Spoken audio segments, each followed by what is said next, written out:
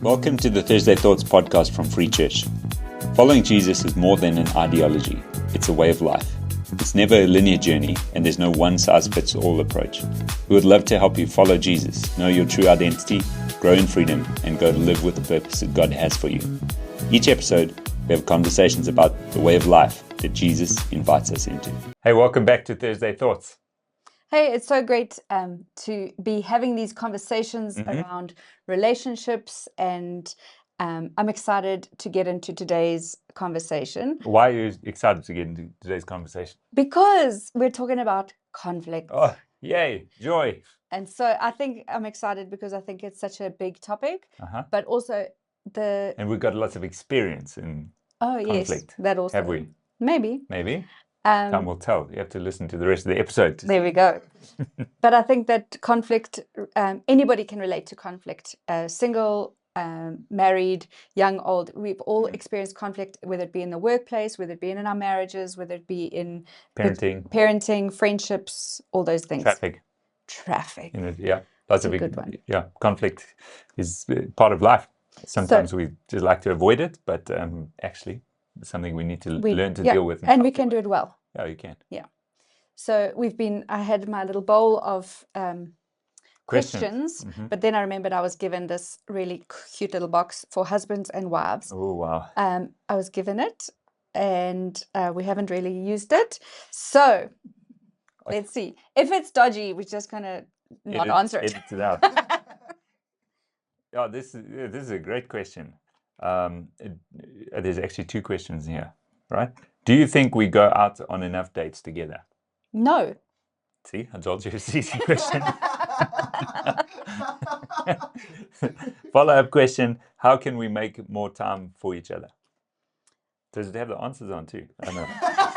No, you have to answer. More questions. What was the second? Who paid for these cards? I only got questions, no answers here. It was a gift. Oh, right. The answers are in the Bible. Oh, okay. Do you think we go on enough dates together? Yes. First Moses chapter 1 says. Oh dear. Okay. What was the second question? How can we make more time for each other? There's actually 4 questions on these cards. Yeah, you just start with one side. Don't overwhelm me. How can we make more time for each other? We have to stay up later at night. Oh my goodness.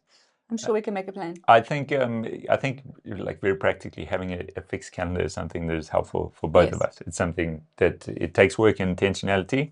We don't always get it right to have things planned out, but when we do, that helps create margin in a week and in the rhythm of life. Good. Yeah. So I need to update my fixed calendar. I know that you answered no very quickly because the question said, do we go out on enough dates? But one of the things that we did put in place in our marriage on advice or counsel from someone else early on was every week to have a date night. Yes. So every now and then that's going out somewhere, but most of the time it's just at home.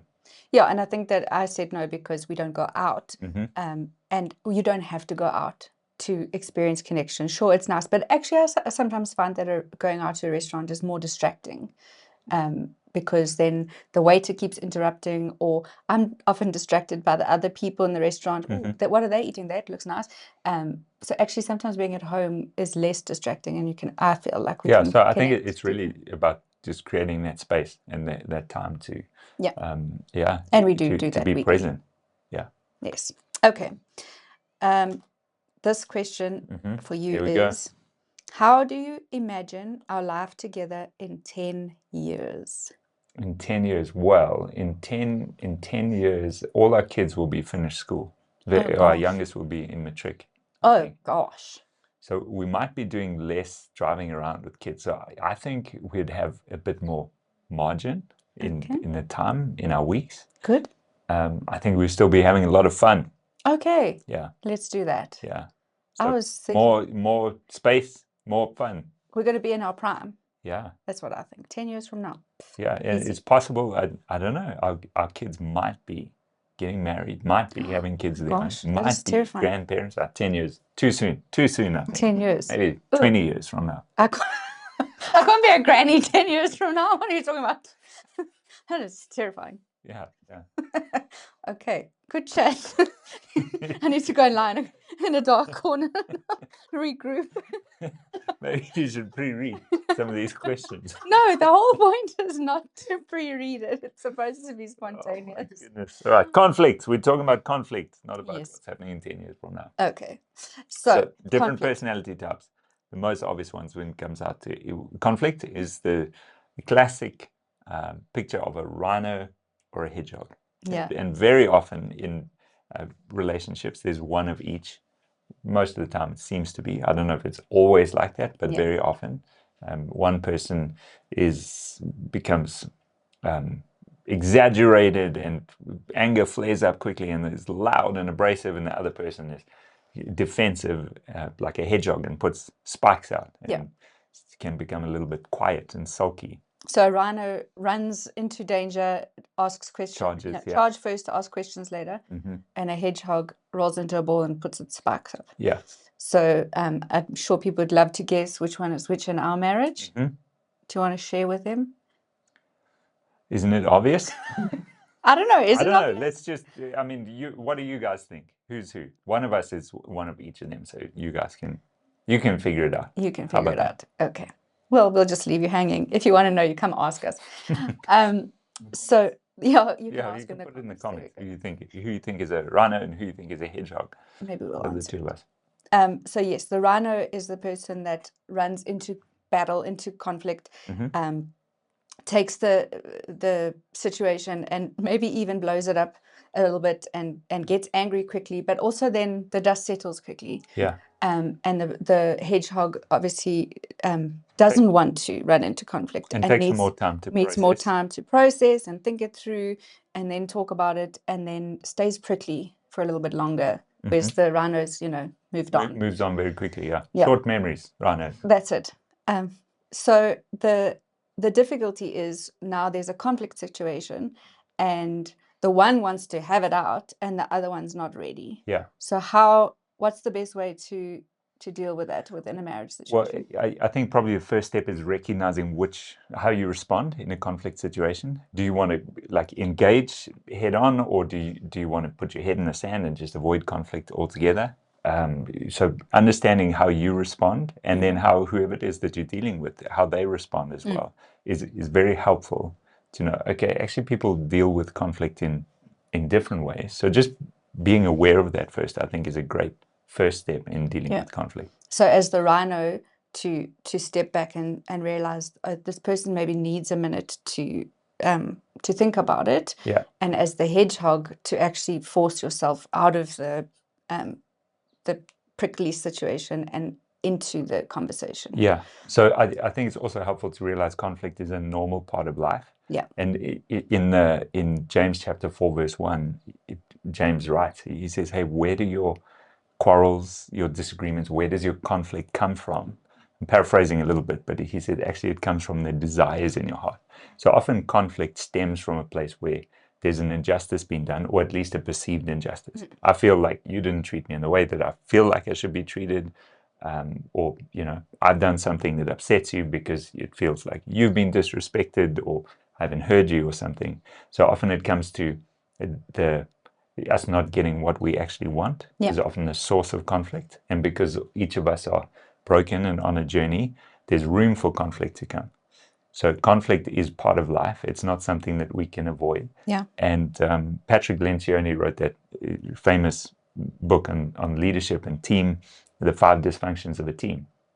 And the conflict is, or the fear of conflict is one of I think it's the second of the 5 dysfunctions of a team. In other words, to have a functional team or relationship, you have to be unafraid of conflict. You have to learn to deal with conflict in an easy way for everything else to function well. Yeah. So conflict happens again within a marriage and within a healthy marriage. Yeah. Conflict happens because if there's conflict, it means that there can be communication. Yeah.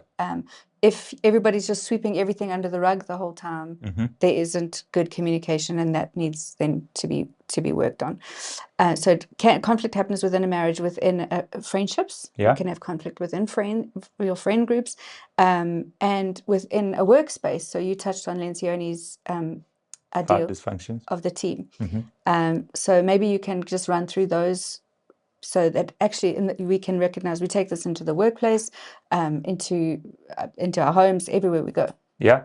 You mean the 5 dysfunctions? Yes. Yeah, so the way he describes it is kind of like a triangle. So the first level is trust. So it speaks about it in a negative way, right? So the absence of trust is a primary dysfunction of a team.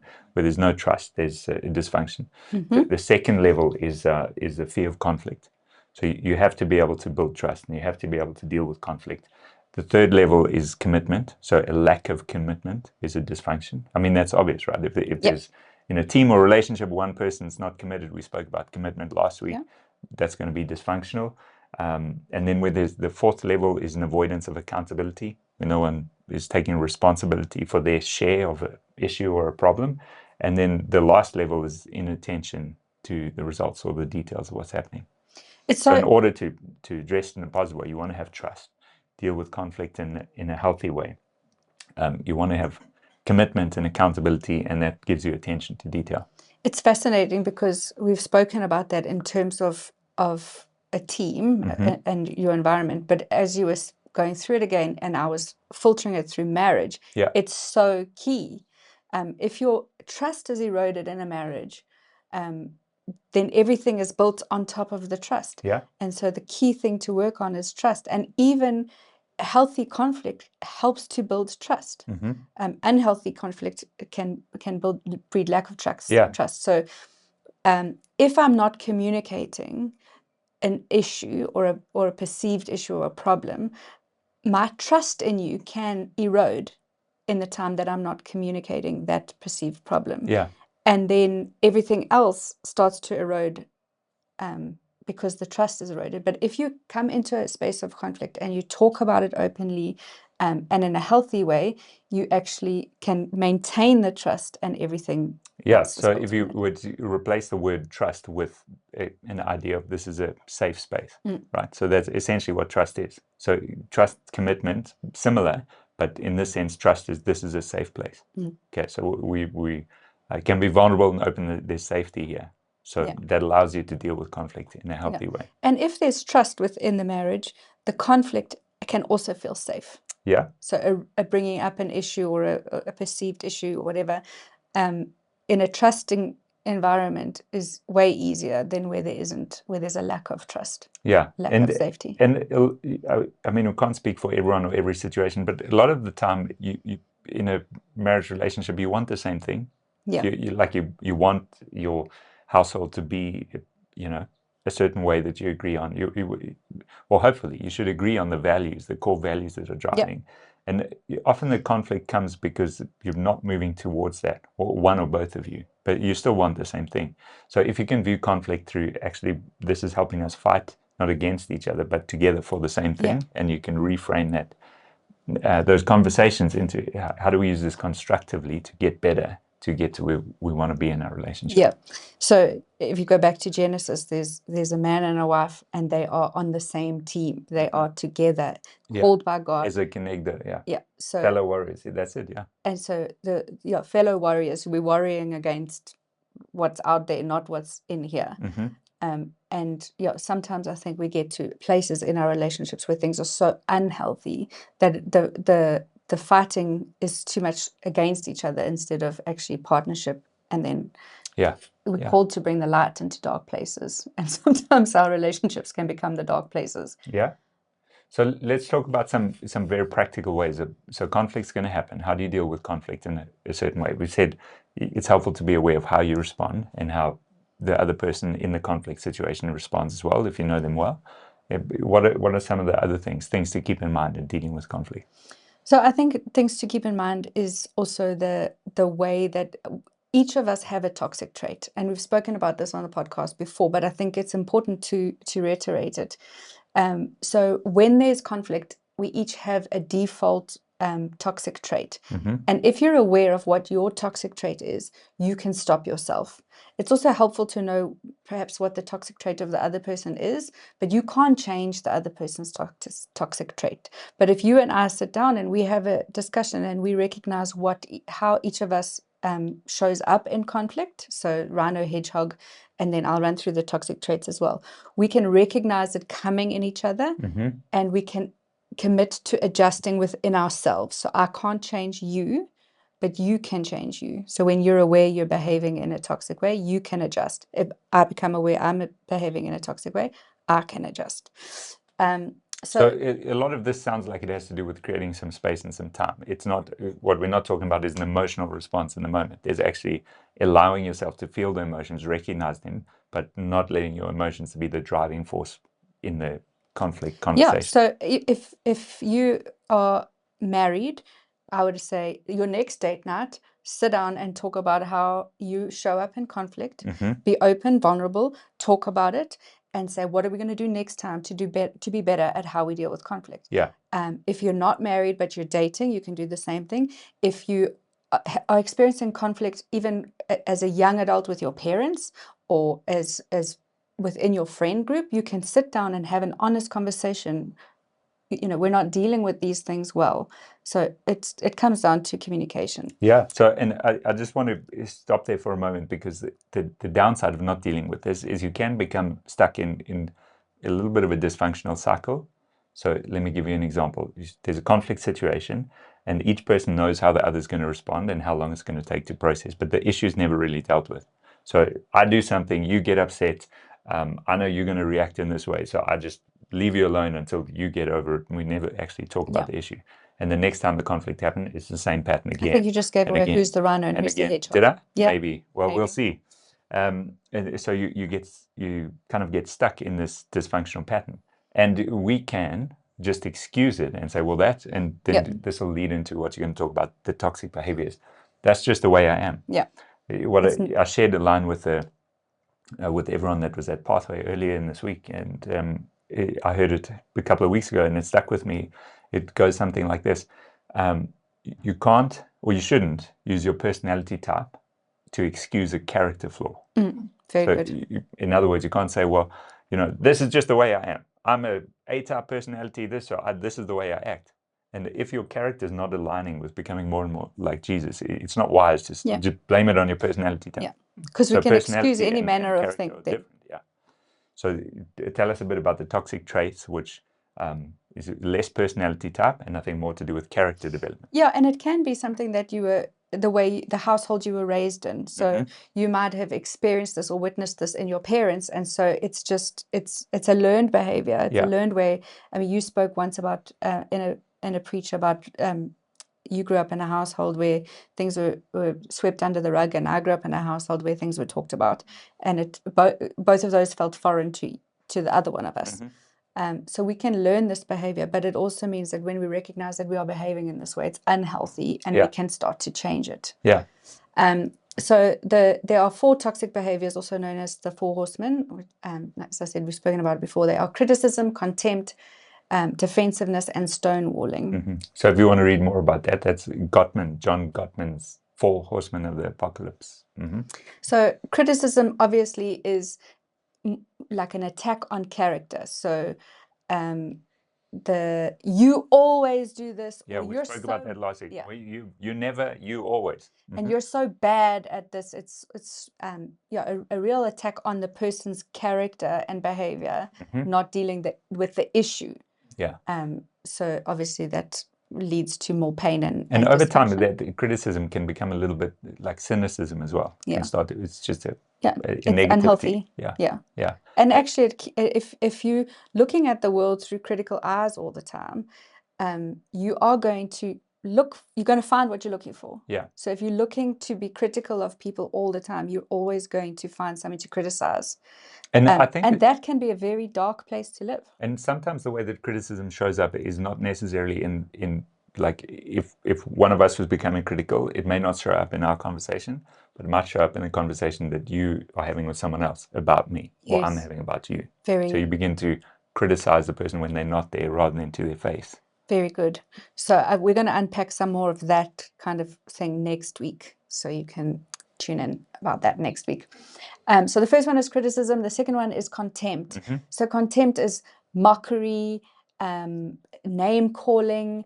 Contempt's got like a facial expression. It does. Like you've smelled something bad. Yeah, it does. Yeah. It's like South Africans are really good at contempt though, because sarcasm fits into contempt. So using humor to break something down instead of dealing with the issue. Yeah. So contempt, yeah, it's you can see it on someone's face if they're feeling contempt. Yeah. And obviously this is a breaking down, not a building up, and that's not what we want within our relationship. Yeah, and this is why these things are called the 4 horsemen of the apocalypse.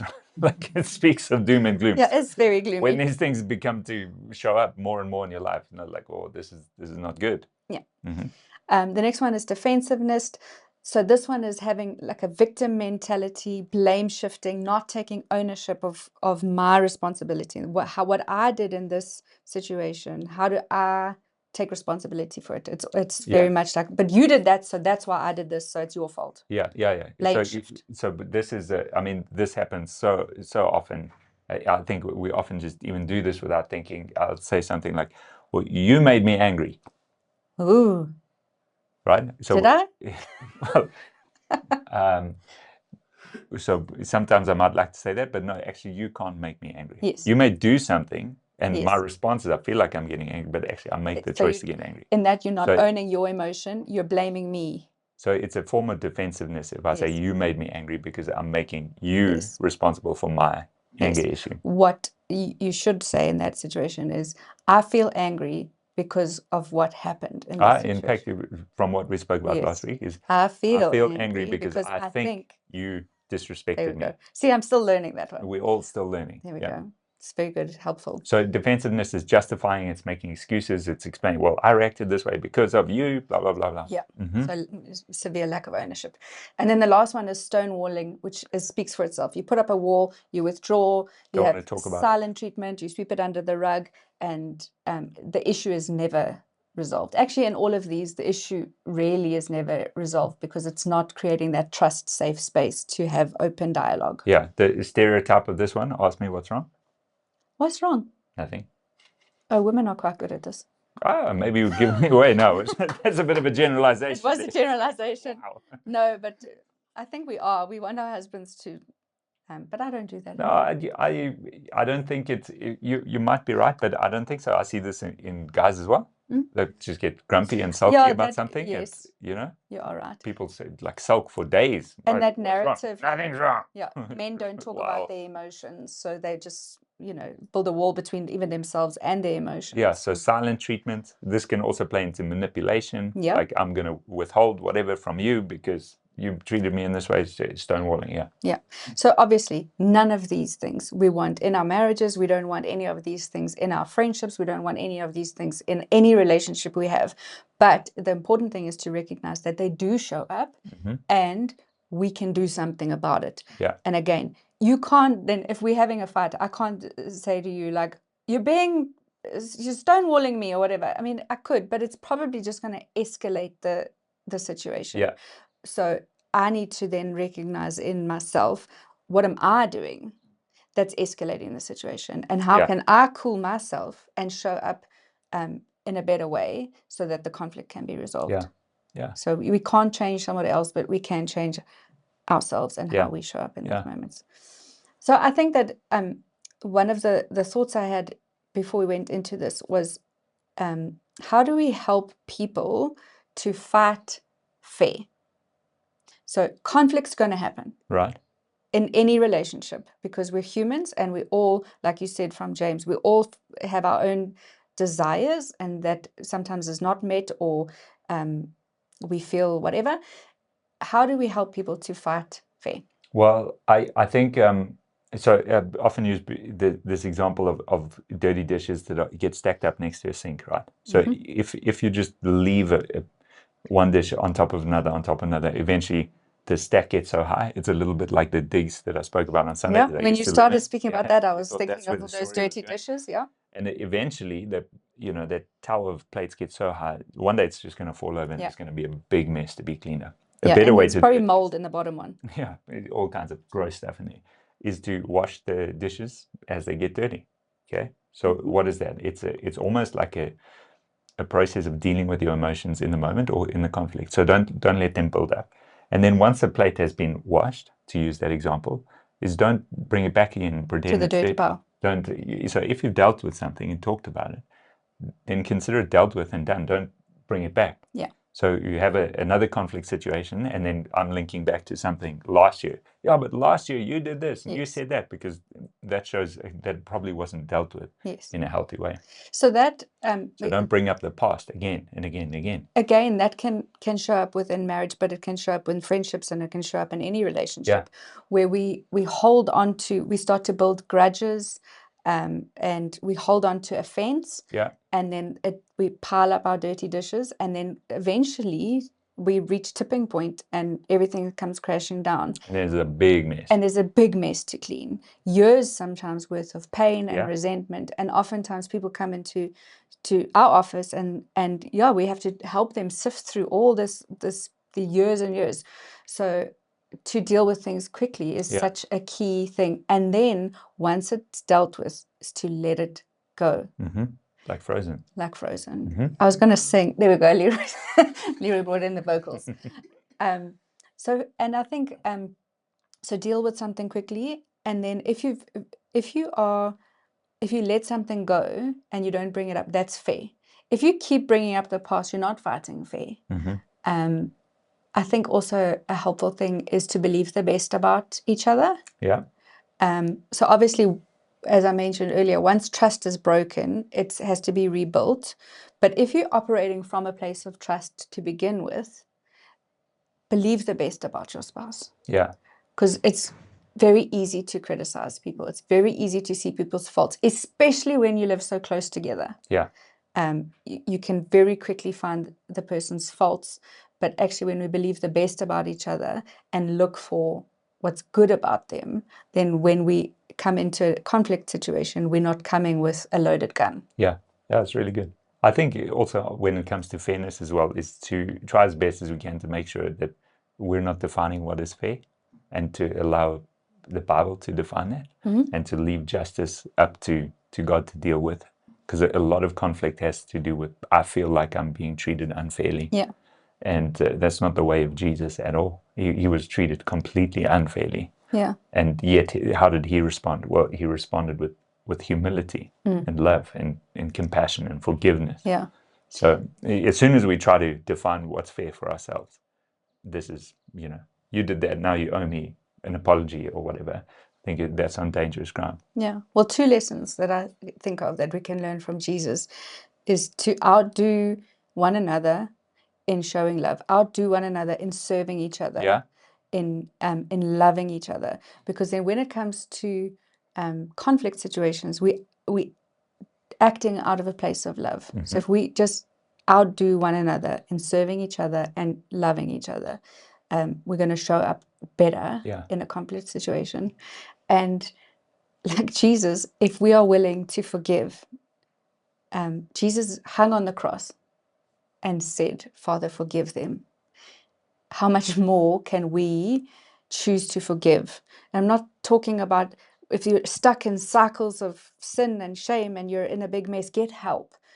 But be quick to forgive. Yeah, very good. Very good.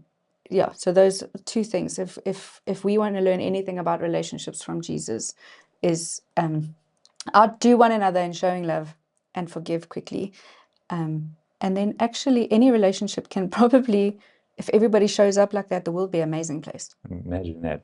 Incredible. So you mentioned getting help. Next week, we're going to talk about counsel and wise counsel, how to get help, navigating some of these things, because we can't figure it out on our own.